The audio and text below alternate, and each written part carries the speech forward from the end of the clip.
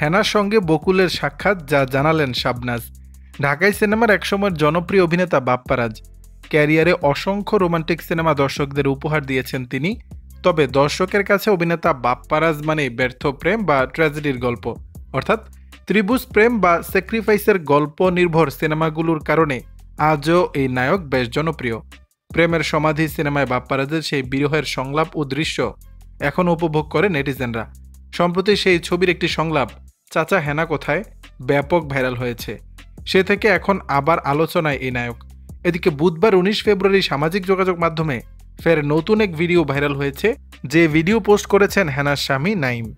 এদিকে হেনার সঙ্গে বকুলের দেখা হওয়া প্রসঙ্গে শাবনাজ গণমাধ্যমে জানান, গতকাল আমাদের পারিবারিক আয়োজন ছিল, সেখানে আমার বড় মেয়ের অনুরোধে ভিডিওটি ধারণ করা হয়।